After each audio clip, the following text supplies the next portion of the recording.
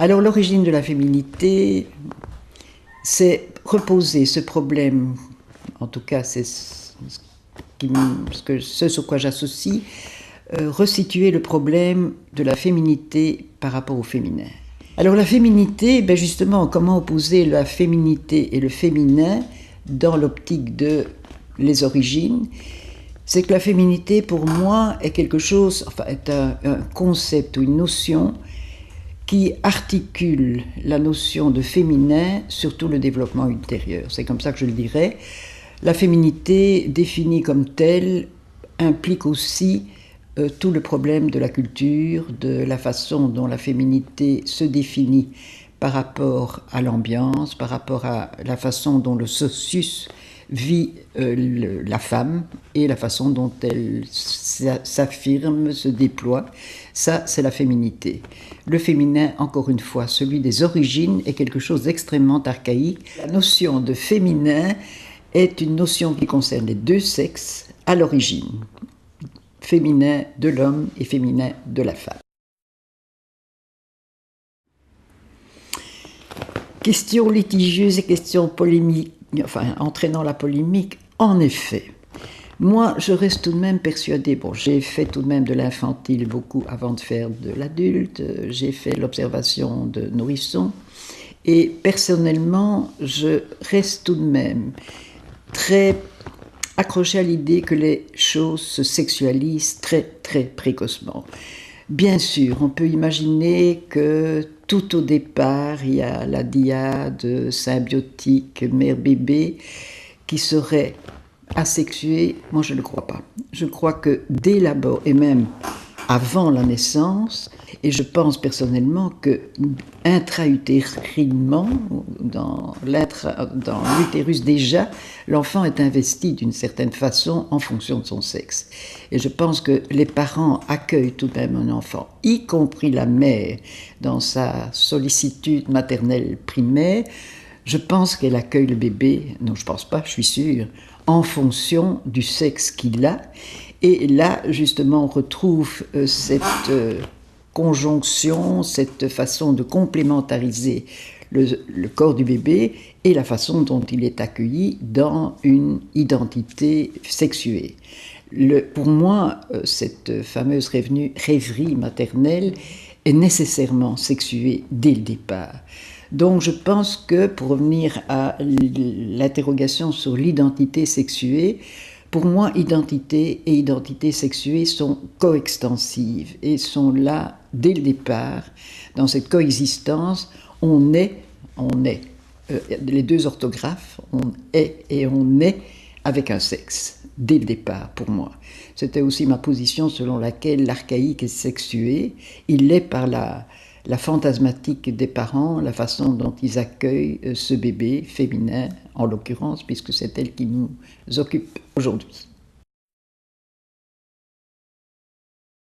Alors, homosexualité, il y a d'abord l'homosexualité secondaire, c'était celle relative à l'Oedipe, où à ce moment-là se manifeste tout de même, et la clinique nous le montre, et ô combien, la bisexualité psychique. À savoir l'amour pour le père, certainement, mais tout de même l'amour érotisé pour la mère au niveau de l'Oedipe.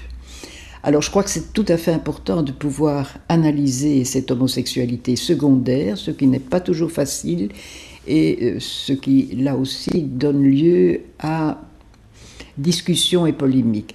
Moi, je pense que cette homosexualité secondaire, quand on y est sensible, est quelque chose de tout à fait essentiel et doit être analysé.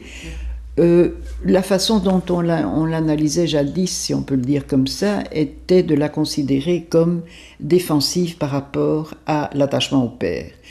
L'analyse donc en ce sens que quand le matériel se déployait sur un mode d'homosexualité féminine, il était tout de même banal de l'interpréter surtout, de l'envisager surtout comme défense contre le rapprochement avec le père et l'érotisation de la relation avec le père. Alors moi je pense que c'est insuffisant. Déjà à ce niveau-là, il y a une question qui pour moi se pose, c'est que cette homosexualité féminine est bien présente.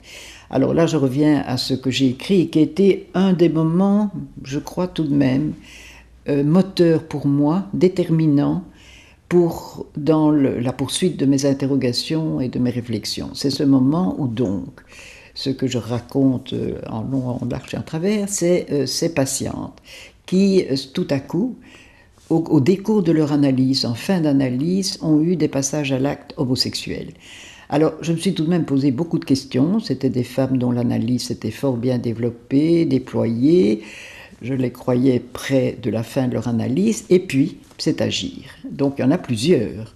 Là, je me suis tout de même très fort interrogée et j'ai tout de même réalisé que leur homosexualité féminine n'avait pas été suffisamment analysée. C'est-à-dire que c'est mon contre-transfert que je mettais en question, mon contre-transfert qui ne m'est pas tout à fait particulier. Je pense que ça m'a mis tout de même, ça a mis pour moi en évidence le fait que l'homosexualité féminine n'était pas si facile que ça à vivre, à assumer, y compris dans le contre-transfert. Alors ça, c'est pour l'homosexualité secondaire. Mais ce à quoi ça m'a renvoyé, c'est que tout de même, on pouvait se poser la question de savoir pourquoi cette difficulté d'aborder cette homosexualité secondaire.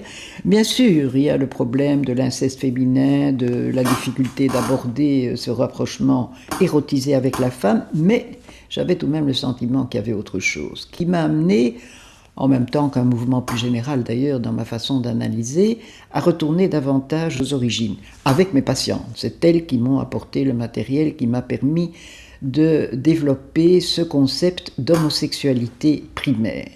Alors, l'homosexualité primaire, le terme est peut-être, je me le dis parfois, est peut-être ambigu ou porteur d'ambiguïté qui fait qu'on l'accepte difficilement, ou certains l'acceptent difficilement.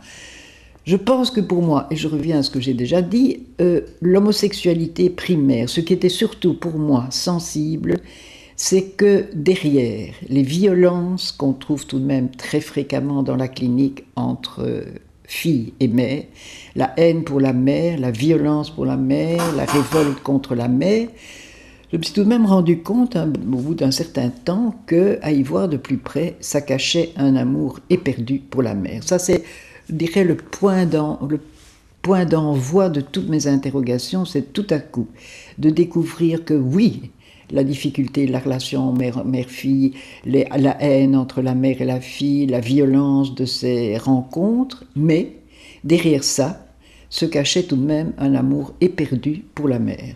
Donc c'est cet amour qui, pour moi, est l'élément essentiel qui nourrit le concept d'homosexualité féminine. Alors, l'homosexualité, pourquoi l'homosexualité? J'aurais pu m'arrêter, ce que font beaucoup, à la notion de amour primaire pour la mère.